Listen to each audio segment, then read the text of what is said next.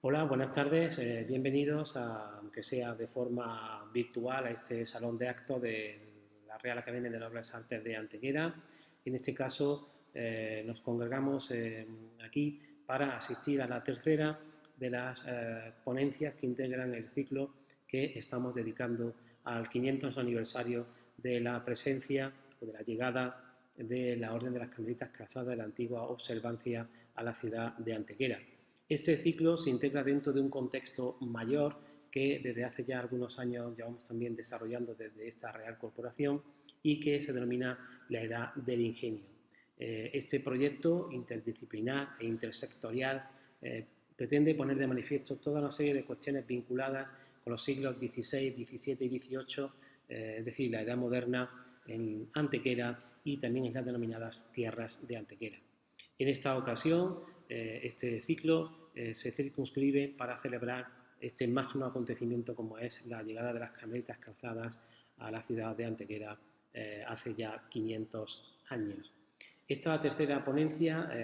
viene de la mano de la doctora Alicia Marchán Rivera de la Universidad de Málaga y, como viene siendo habitual, antes de hacer una pequeña introducción de su extensísimo currículum profesional, yo ya de antemano agradezco que esté con nosotros esta tarde aquí y que colabore en este proyecto, porque creemos que además sus aportaciones serán muy interesantes en torno a este tema. Alicia Marchán Rivera es licenciada en Filología Hispánica y doctora en Historia por la Universidad de Málaga. Posee además el primer Premio Nacional Fin de Carrera del Ministerio de Educación y Premio Extraordinario de Licenciatura y Doctorado de la citada universidad. Su formación académica ha estado completada con su presencia en otras universidades, ya sea en Harvard, en Estados Unidos, en la Escuela Normales Superiores di Pisa, en Italia, en la Università degli Studi di Padova, en Italia, o l'École Nationale de Chartres, en París. Actualmente es profesora titular de Ciencias y Técnicas Historiográficas en el Departamento de Ciencias Históricas de la Facultad de Filosofía y Letras de la Universidad de Málaga. Entre su experiencia en gestión científica y académica sobresale la secretaría de la revista de Isla de Arriaram, el consejo de redacción de la revista Cultura, Escrita y Sociedad o la vicepresidencia de la Fundación Cementerio Inglés de Málaga. Además, ha creado y coordinado proyectos Erasmus entre las universidades de Málaga y las universidades de Padua y Catania y Siracusa, o la dirección del Departamento de Ciencias y Técnicas Historiográficas, Historia Antigua y Prehistoria de la Universidad de Málaga, esta última desarrollada entre 2010 y 2014. Actualmente es la secretaria académica de la Facultad de Filosofía y Letras de la Universidad de Málaga. Ha vinculado y desarrollado también proyectos de investigación e innovación educativa, encaminándolos a la línea de conexión entre la formación académica del universitario de humanidades y su proyección profesional, así como el rescate del patrimonio epigráfico y documental. Actualmente es investigadora principal, junto a la doctora María Josefa de la Torre Molina, del proyecto I+D titulado Poder, Identidades e Imágenes de Ciudad, Música y Libros de Ceremonial Religioso en la España meridional siglos XVI-XIX. Posee también una amplia experiencia investigadora que tiene reflejo en numerosas monografías, como son muchísimas, la verdad que solamente voy a citar algunas, como por ejemplo Las religiosas del Cister malagueño, catálogo de las cartas de profesión de la Abadía de Santa Ana, en 2010, La cultura escrita de la clausura femenina española, en 2018, o, por ejemplo, Gajes del oficio de pluma, escribanos e instrumentos públicos en la Edad Moderna, en 2019. En los últimos años ha desarrollado su faceta investigadora como doctora visitante en instituciones, universidades universitarias de Florencia, en Italia, y de Southampton y Leeds, en Reino Unido. Entre sus líneas de investigación destacan la escritura última, epigrafía funeraria, diplomática eclesiástica, escribanías públicas, notariado, literatura e historia de la cultura escrita e historia de las mujeres en conexión con la historia de la cultura escrita. Amplio currículum de la doctora Alicia Marchán, que hemos intentado resumir brevemente.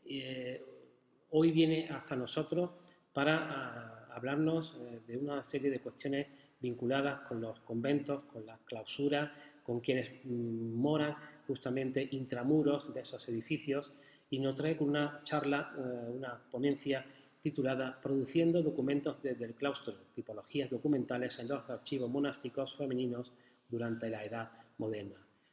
Sin más, yo quiero de nuevo agradecer a la doctora Alicia Marchán su presencia, aunque sea virtual, en este ciclo. Ya saben que estamos en estos momentos, por las circunstancias que nos rodean, intentando adaptarnos lo mejor que podemos y hacemos para que esta idea de la difusión del conocimiento, que es uno de los objetivos básicos de esta Real Corporación, pueda seguir desarrollándose de manera adecuada, y por eso utilizamos las nuevas tecnologías para seguir poniendo en marcha proyectos como el que nos trae esta tarde aquí. Yo, sin más, de nuevo agradezco a Alicia Marchán su presencia aquí. Espero que disfruten con esta ponencia y les emplazo a que puedan verla no solamente a través de nuestros canales de YouTube, sino también de nuestras redes sociales, Facebook, y por supuesto, si se cuelan en nuestra página web, en un pequeño apartado que se llama Salón de Actos Virtual, también podrán seguir esta ponencia, así como las otras que quedan una vez que se desarrollan almacenadas en repositorios virtuales. Sin más, muchas gracias y espero que disfruten con esta ponencia. Muy buenas tardes a todos, y en primer lugar quisiera expresar mi agradecimiento por haber sido invitada para participar en este ciclo de la Edad del Ingenio, que en esta ocasión pues tiene por objetivo la conmemoración de esta efeméride del 5º aniversario, ¿no?, fundacional, centenario, de alguna forma, de este convento de Carmelitas Calzadas de la Encarnación en la ciudad de Antequera. Así que agradezco a José Escalante, Miguel Ángel Fuentes y Carmen Arroyo el invitarme a participar con el tema que ofrezco para la conferencia, que va a poner especial atención a la hora de supervisar cómo se genera la cultura escrita femenina intramuros a lo largo del período de la Edad Moderna, pero no en el ámbito de la escritura creativa, sino en la puesta por escrito del registro de la vida cotidiana, contraponiendo dos modelos de archivos monásticos: el de la abadía del Císter de la ciudad de Málaga, que conservó durante más de 4 siglos su documentación sin ser afectada por los procesos desamortizadores del siglo XIX, y el convento de San Pablo de Jerónimas en la ciudad de Toledo, cuya mayor parte de documentación conservada sí que la alberga el Archivo Histórico Nacional en su sección Clero. Y finalmente pues ofreceremos el estado de la cuestión que afecta pues a las madres carmelitas calzadas de la Encarnación, que ofrecen un archivo monástico mixto, y por lo tanto pues pretendemos así ofrecer una panacea, un trampolín de lanzamiento para posteriores estudios que puedan realizarse al respecto. Así pues, comenzamos por un breve recorrido en torno a la abadía de Santa Ana y una brevísima historia. Este cenobio malagueño pues tuvo sus antecedentes en la fundación del obispo García de Haro a finales del siglo XVI, hasta que finalmente a principios del XVII ya recibe su impulso definitivo cuando el obispo Juan Alonso Moscoso manda traer las constituciones de Recoletas Bernardas de la ciudad de Valladolid, que se implantan en Málaga. Pasó por numerosos avatares a lo largo de los siglos, hasta que finalmente en la segunda mitad del siglo XIX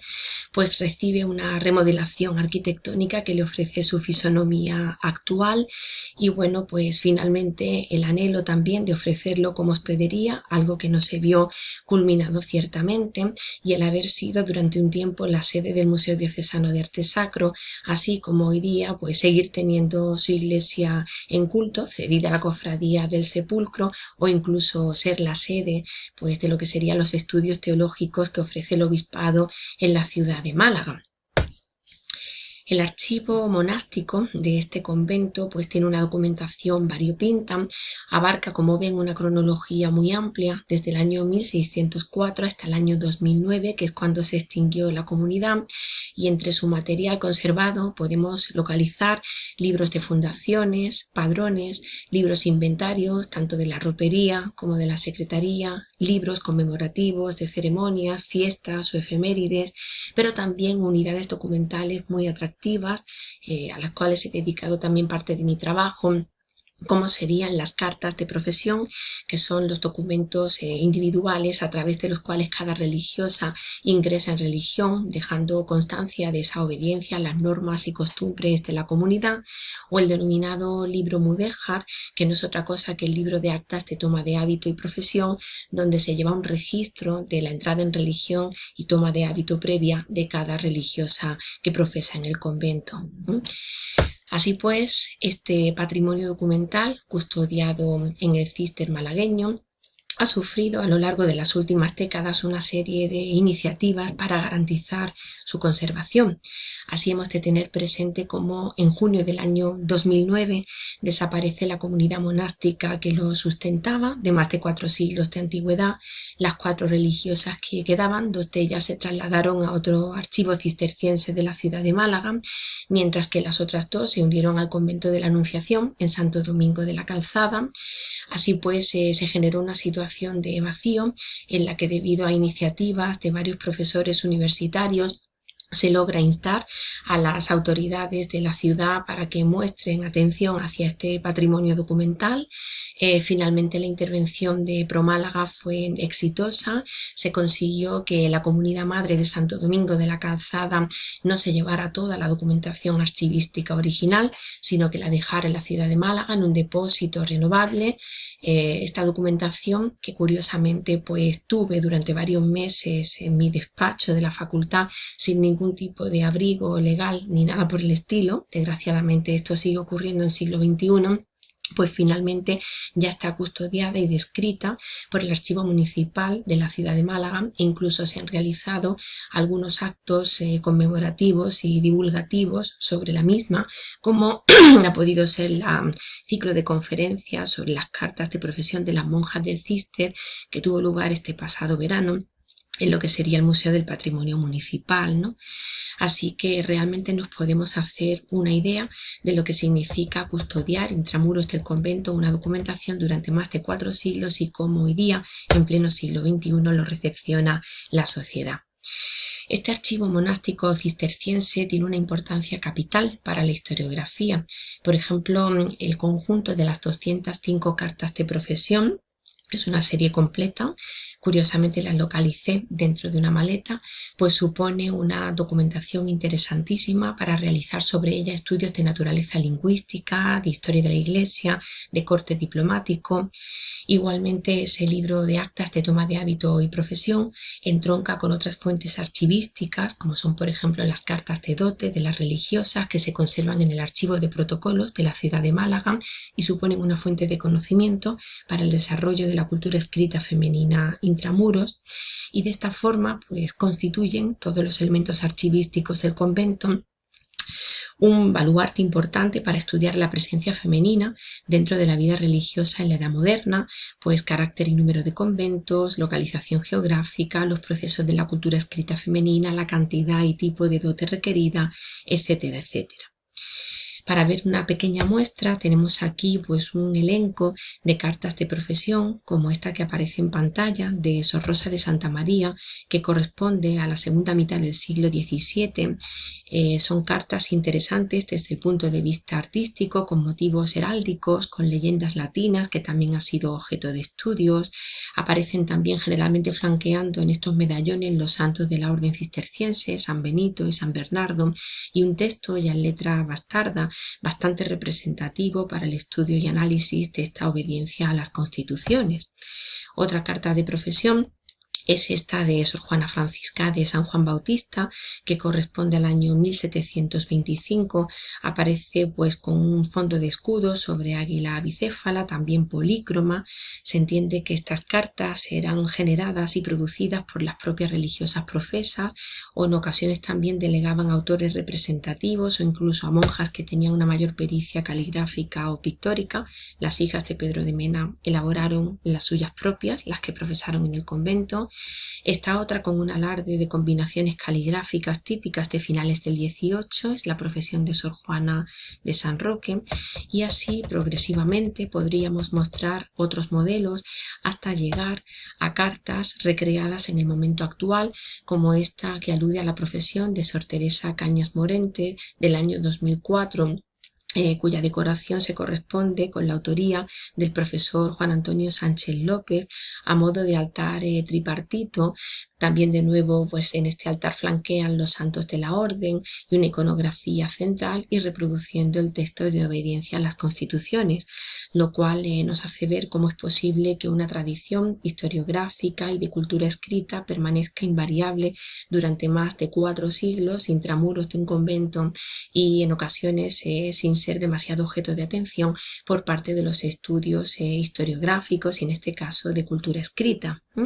ya que la historia ha sido eminentemente pues, de tendencia masculina. Rescatar la historia de las mujeres desde luego supone poner el punto de mira en estas producciones escriturarias intramuros del convento. Vamos a pasar a otra etapa dedicándole atención al análisis de otra pieza archivística de Cister, que sería el libro de actas de toma de hábito y profesión o libro mudéjar. Bien, pues en esta diapositiva tenemos la descripción física de este libro mudéjar o libro de actas de toma de hábito y profesión, un libro para la administración que, bueno, pues fue manufacturado por la secretaria del convento cisterciense, figura intermitente a lo largo de los siglos y en ocasiones también por manos anónimas, que un estudio más profundo puede determinar que se trate de las abadesas que ocuparon el cargo en cada momento. Podemos contemplar cómo se trata de un libro de papel de cierta calidad, con 98 folios escritos en su recto y en su verso. Ahí se encuentran las medidas, con una encuadernación con algo de lacería tipo mudéjar, una escritura humanística cursiva o bastarda española trazada al correr de la mano, una escritura usual que de alguna forma pues va almacenando los registros consecutivos de las entradas en religión. Y el libro, curiosamente, pues ocupa una horquilla cronológica muy amplia, la contemplada entre el año 1604 y finales del siglo XIX, lo cual es algo bastante frecuente en las labores escriturarias intramuros, donde parece realmente que el tiempo se ha detenido y un mismo soporte escriturario puede tener una validez de más de 3 siglos. Bien, en cada una de las entradas aparece el nombre y filiación de la monja profesa, la fecha en la que toma su hábito, firma la abadesa, la profesa, suscitando numerosas ocasiones en las que la firma es indicio de alfabetización y por lo tanto se trata de nuevo de una reacción y realización escrituraria no vinculada al proceso creativo, donde podemos poner el punto de mira para analizar la formación de las mujeres en el período de la Edad Moderna y de alguna forma también no solamente esta labor educacional de las abadías, sino también la de la afirmación de la autoría femenina, como más adelante cuando abordemos el convento de Toledo veremos. Este libro de actas de toma de hábito y profesión lo custodió la abadía cisterciense desde principios del siglo XVII hasta el año 2009 y actualmente solamente disponemos de una copia facsimilar que en su día la madre María Auxiliadora Ordóñez, la abadesa del convento, pues una mujer con una visión muy contemporánea y cercana de la vida en pleno siglo XXI, pues me hizo tomar reproducciones de todo el libro para poder analizarlo y estudiarlo, pues hoy día es una pieza archivística monástica que no ha sido cedida al archivo municipal de la ciudad. Habría que iniciar un proceso para que esta pieza archivística pues volviera quizá donde pertenece. Esta es la apariencia de la cubierta del libro mudéjar, la que tenemos en esta diapositiva. Tiene un estado de conservación realmente bastante bueno y en su interior pues podemos contemplar imágenes donde vemos cómo el texto se dispone en la columna central bajo la invocación monogramática en forma de cruz con una entrada o glosa que no solamente indica los datos de la que sería la religiosa profesa, sino que en muchas ocasiones pues también nos ofrecen datos curiosos sobre su biografía, incluso también pues pequeñas glosas acerca de la vida de esa religiosa, obituarios o indicaciones de defunción, como ahora en unos instantes pues vamos a ver. Este es de nuevo el interior, como vemos una escritura usual de mayor módulo o tamaño, una escritura también usual quizá algo más cuidada, que son testimonios de las distintas manos que intervienen en el libro.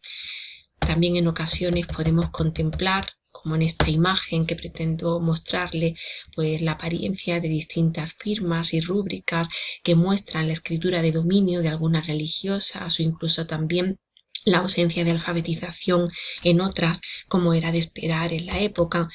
a partir también y al margen de la labor educacional que pudieran ejercer en estas niñas en ocasiones que entraban en religión las abadías o monasterios.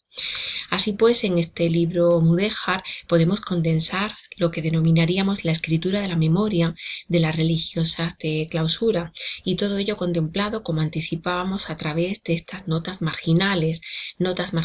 que en algunos casos son de mano anónima y en otros casos sí que puede cifrarse su autoría, como en este de Sor Manuela de la Asunción, que en el año 1705 sabemos que ejerce como secretaria del convento, o Sor Josefa de Santa Escolástica, que es la secretaria para la primera mitad del siglo XIX.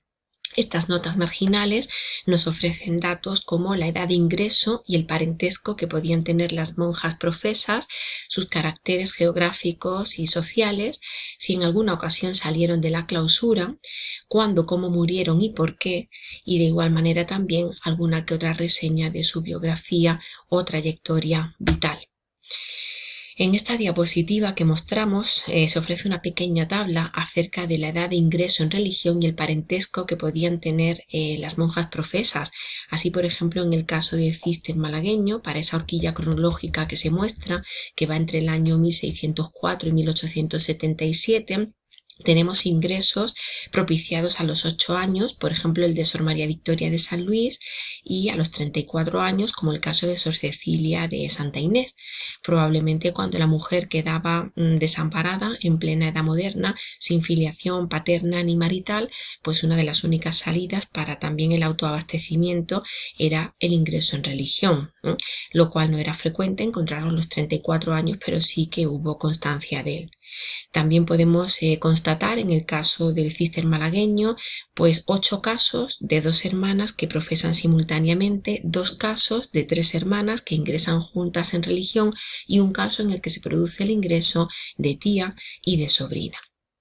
Igualmente, en esta tabla que se muestra a continuación, vemos un extracto geográfico de las religiosas que profesaron en el Císter malagueño. La mayor parte de ellas procedían de Málaga capital, si bien algunas de ellas diseminadas por los distintos pueblos o ciudades de la provincia. El caso de las más numerosas, Belén Málaga, que aporta 6 en esta horquilla cronológica, pero también de otras ciudades del Reino de Castilla, como el caso de Melilla o también el caso de Madrid. Y también reseñar que en estas glosas del libro de actas de toma de hábito y profesión, pues generalmente solamente se daban pinceladas de la extracción social, un poco ad libitum de la monja secretaria, ¿no? Cuando consideraba que la que ingresaba en religión era hija de un capitán o hija de un licenciado, de un escultor, de un arquitecto, es decir, profesiones representativas apartadas de las profesiones gremiales que solían ser la extracción social habitual de las monjas que ingresaban en religión en la orden. Las salidas de clausura también estuvieron cifradas en estas notas marginales del libro de actas. Así, por ejemplo, se produjeron algunas porque las religiosas fueron a fundar, el caso de Sor Josefa de San Alfonso, que murió en Córdoba porque fue fundadora y reformadora. También salidas de clausura motivadas por la escisión, como la que afecta al Císter malagueño en el año 1655, que determina la creación de otro convento cisterciense en la ciudad. Salir del Císter por la triste casuística de la falta de dote, al no haber propiciado la cantidad monetaria necesaria para el sustento y manutención de la comunidad, pues había que salir de la religión, por voluntad paterna para garantizar unas manos femeninas que le atendieran y le cuidaran en su vejez, o incluso también por solidaridad con otras casas de la orden, como acontece en el siglo XIX, que realmente tenían pocas y escasas vocaciones y había en ese caso que alimentar. Igualmente, estas notas marginales también ofrecen obituarios y localizaciones de enterramiento dentro del camposanto de la abadía. Es frecuente en casi todas las comunidades religiosas femeninas la existencia de unidades documentales ad hoc para registrar las muertes o decesos. En el caso del Císter malagueño, estas unidades documentales simplemente no existieron y se aprovechaba el reverso de las cartas de profesión o bien también las notas marginales del del libro de actas de toma de hábito para indicar estos fallecimientos. Así veamos algunas de las fórmulas. Por ejemplo, Sor Luisa de la Concepción, se dice de ella que murió el 29 de octubre de 1730. Tenía 19 años y medio cuando murió, con total pues admiración, ¿no?, por la juventud en la que falleció. O pensemos, por ejemplo, en la fórmula que reza en el obituario de Sor Josefa de Santa Rita. La madre Sor Josefa de Santa Rita murió de 96 años. Ese morir de indica la causa de muerte, ¿no? En este caso, una monja muy longeva para la época es prácticamente pues morir de anciana. Y así progresivamente con las distintas fórmulas que podemos localizar en esta diapositiva. Así pues, observamos que estas notas marginales del libro de actas, otra producción escrituraria intramuros de los conventos de la Edad Moderna, ofrece también, en el último de los casos, crónicas, curiosidades e incluso también reseñas y resúmenes biográficos de esa vida femenina intramuros del convento. Por ejemplo, en una nota marginal localizada en este libro mudéjar, en el folio 81, se dice que a Sor María de San Benito, apodada como la monja cantora, se le perdonó la dote porque se recibió en la comunidad por la voz,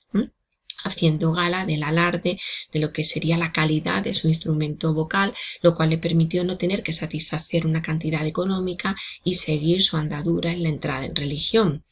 Incluso los márgenes y notas marginales del libro de actas se utilizan también para hacer cuentas. En ocasiones nos enteramos a través de estas noticias glosadas por una religiosa, generalmente la secretaria, de que algunas monjas tenían alias o apodos. Es el caso de Cecilia Muñoz, a la que apodaron Santa Inés. Incluso también algunas notas históricas sobre el proceso desamortizador y en qué medida afectó al convento, e incluso también pequeñas biografías como la que tiene lugar en el folio 31, donde la secretaria de la abadía pues glosa la vida de Sor Mariana de San José, o en el folio 92, ya casi cerrando el libro de actas, donde la secretaria glosa también los últimos momentos vitales y el deceso de una monja representativa para la comunidad en aquel entonces, que fue Sor Sebastiana de la Presentación. Así pues, con esta diapositiva finalizamos el tratamiento de los fondos archivísticos de la comunidad cisterciense de Santa Ana, un archivo monástico peculiar que permaneció imperturbable a lo largo de los siglos, quizá escondido por la comunidad, amparado por la clausura, que la escisión y desaparición de esta comunidad de religiosas motivó su puesta en escena, y el debate social y político también sobre el destino de estos fondos, que afortunadamente, en un porcentaje enorme, han quedado custodiados en la ciudad, pero que podían perfectamente haber sufrido otro destino y ser sustraídos, pues así rompiendo, causando una ruptura importante en lo que sería la transferencia social del conocimiento. Ahora pues pasamos al otro modelo de archivo monástico que queremos comentar en la tarde. Bien. La diapositiva que tenemos en pantalla pues glosa un poquito la trayectoria y nos pone en situación acerca de este monasterio toledano, también de clausura femenina, de San Pablo. Fue un convento que se funda a principios del siglo XV, lo funda doña María García y fray Pedro Pecha, que ya era prior de la orden jerónima masculina en el convento de Santa María de las Islas, cercano también en el entorno de la ciudad de Toledo, y bueno, pues fue un proceso similar en fundación al del Císter malagueño. Con la fundadora se unieron varias mujeres que en principio pues no tuvieron voto, aunque finalmente a principios del siglo XV, esta fundación es más antigua, pues se adhieren a la orden de San Jerónimo.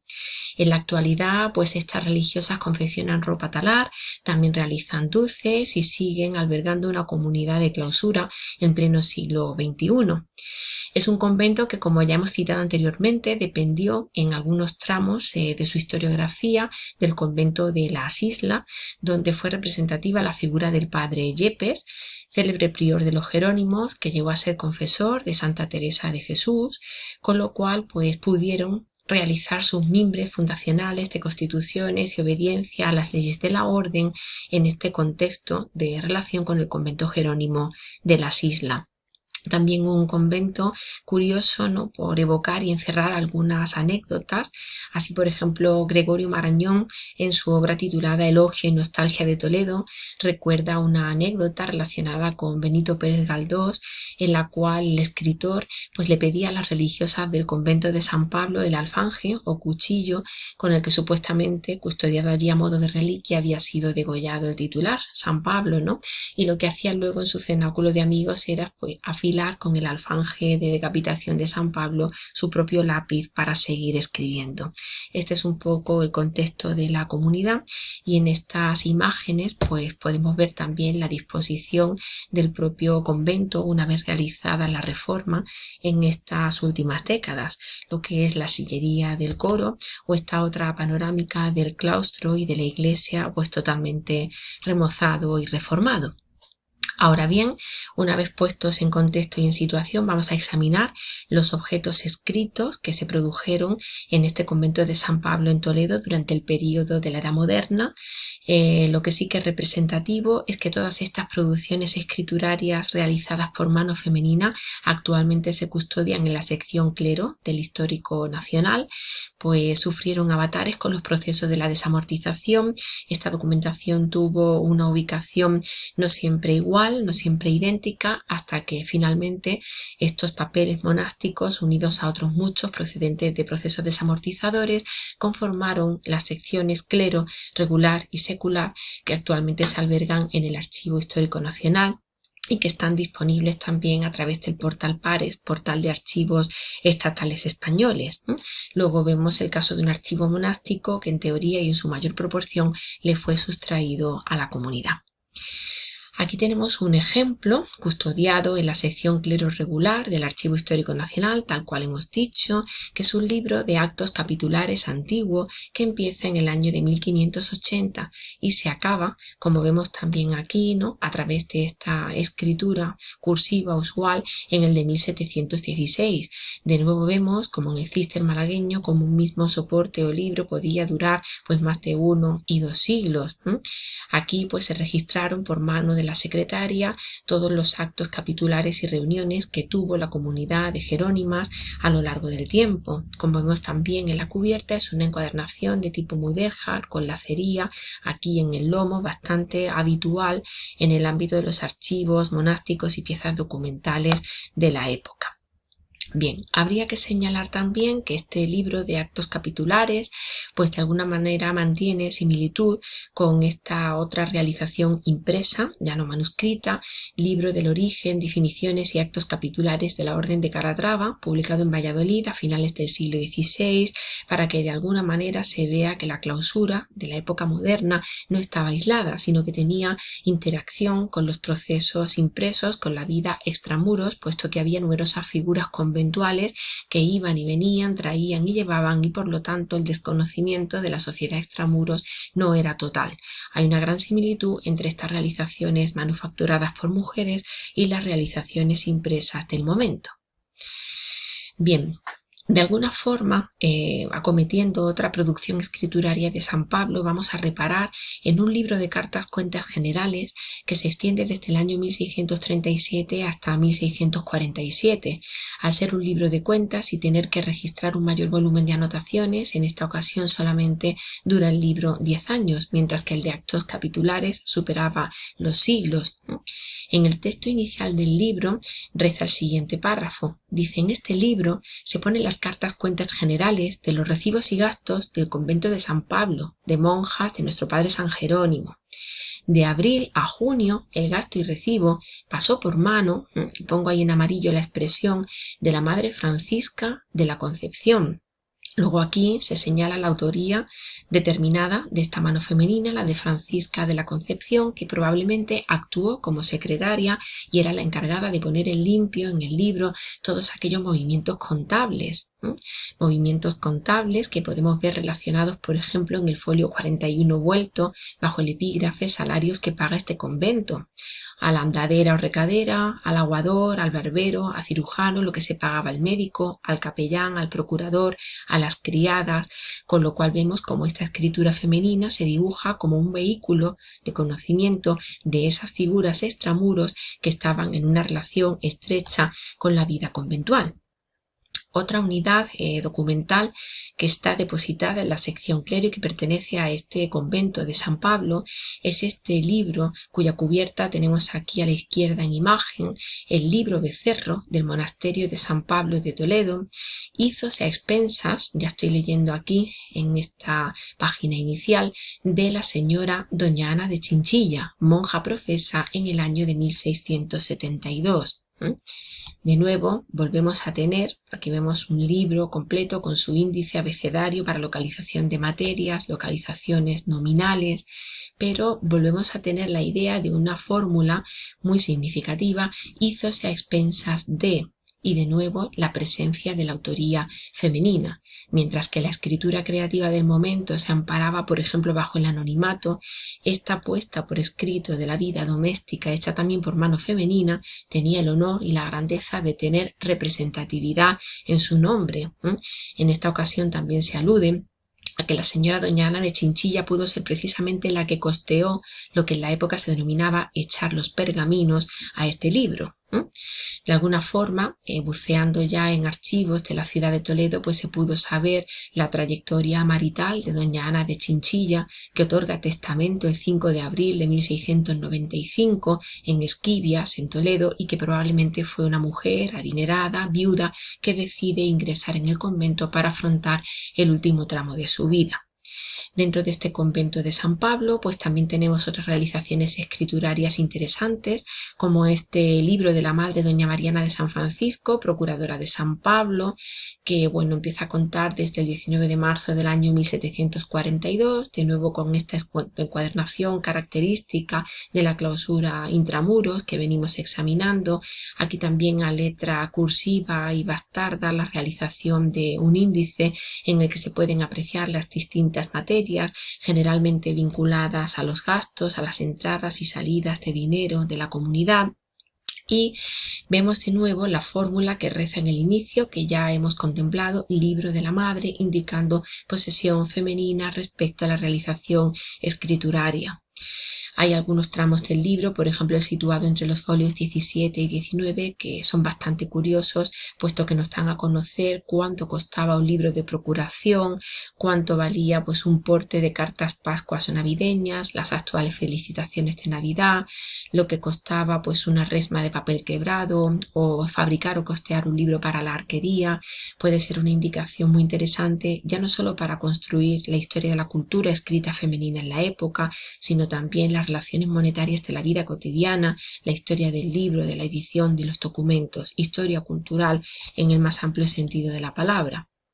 Igualmente, esta otra realización, libro de procuración, a cargo de doña Josefa de San Felipe Neri, desde el día 22 de marzo de 1768, una nueva fórmula a cargo de que vincula directamente el libro y la producción escrituraria a la mano de una religiosa. Aquí en concreto localizamos un folio interior, el folio 8, donde bajo el epígrafe escribano se logran y se glosan una serie de informaciones muy interesantes relativas a cómo funcionaban las escribanías públicas en el siglo XVIII, cuánto valía pues encuadernar un libro o determinadas escrituras, también lo que podía costar sacar una copia de la escribanía de un instrumento público en cuestión, lo que había costado echar un pergamino o encuadernar al libro de las escrituras para custodiarlo en el archivo del convento, y así sucesivamente podemos localizar incluso en esta escritura monástica pistas para reconstruir la historia de la fe pública del momento.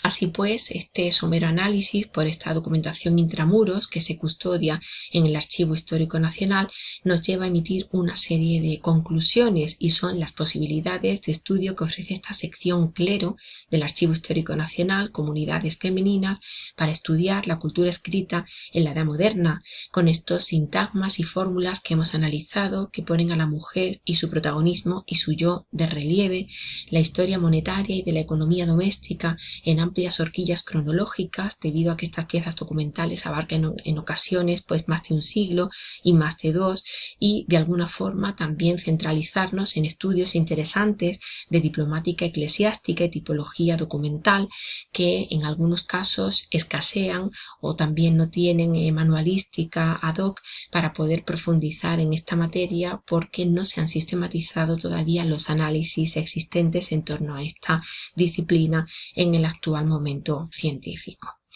Así pues, pasamos ya a presentar el último tramo de.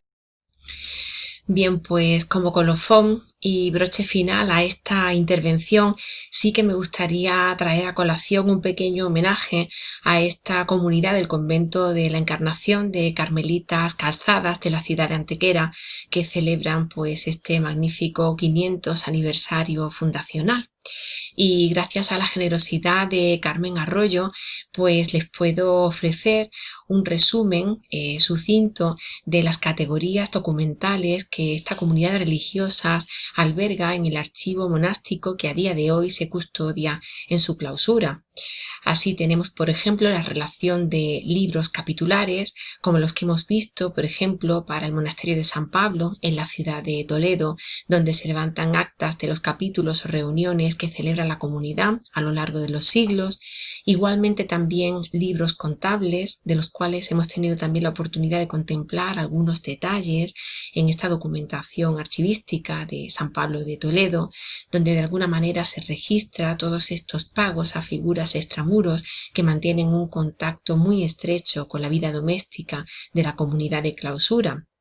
Igualmente también libros de registro de entrada de religiosas, como el libro Mudéjar de la comunidad cisterciense malagueña o libro de actas de toma de hábito y profesión, donde, como hemos visto, no solamente se registran los datos de filiación de la monja que ingresa en religión, sino que también ofrecen notas marginales que pueden proporcionar numerosísima información interesante a todos los niveles para construir esta historia social de la cultura escrita femenina y otros muchos repuntes aledaños, ¿no? Igualmente, la comunidad de la Encarnación conserva libros de registro de defunción, lo cual es habitual en las comunidades de clausura, donde los decesos y los óbitos se instalaban con su casuística en un texto aparte, conformando así unidades documentales específicas, que en el caso del Cister malagueño, por ejemplo, hemos comentado que no existieron y que pasaron a ser anotaciones adosadas en el reverso de la propia carta de profesión o en la nota marginal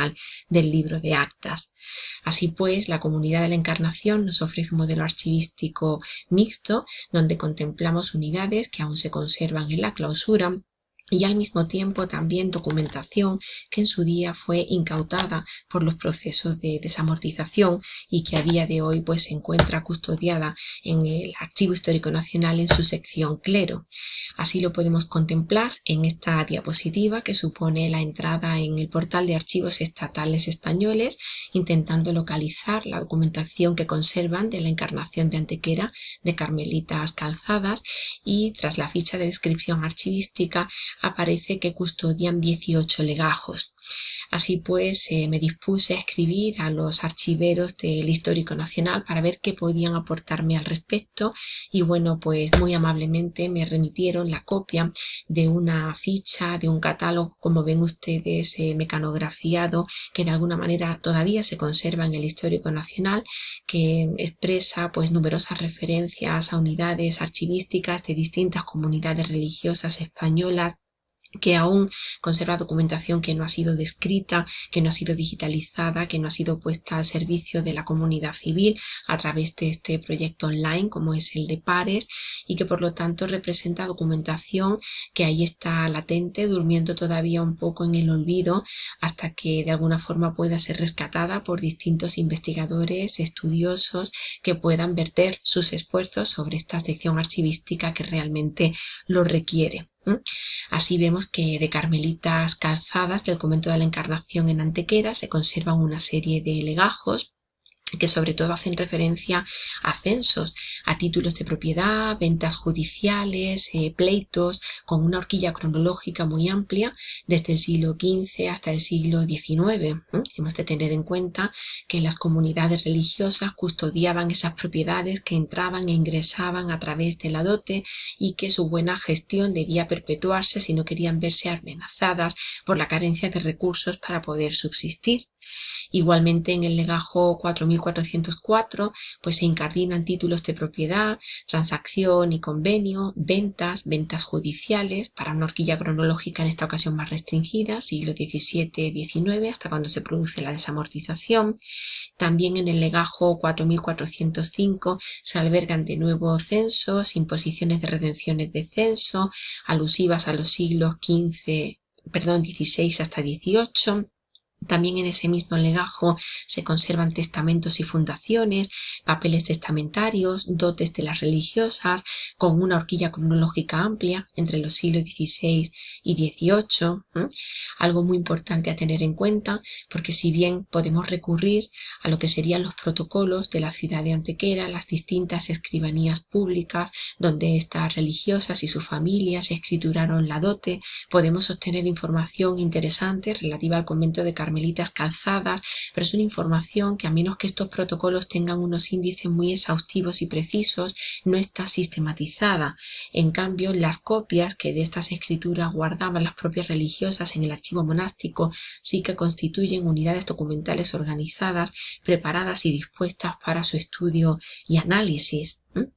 En este mismo legajo 4405 aparece una copia de la información sobre la insalubridad del arroyo de San Sebastián del año 1639, la licencia para el embovedado del arroyo 1775, autos para levantar una pared en el arroyo de las Adelfas para evitar el daño de las crecidas en el año 1766, es decir, registros escritos de la vida cotidiana de estas comunidades que en ocasiones, como en esta que hemos descrito, pues tuvieron también que lidiar con las autoridades civiles para participar en esa vida antequerana del momento y salvaguardar sus propios derechos y su propia identidad.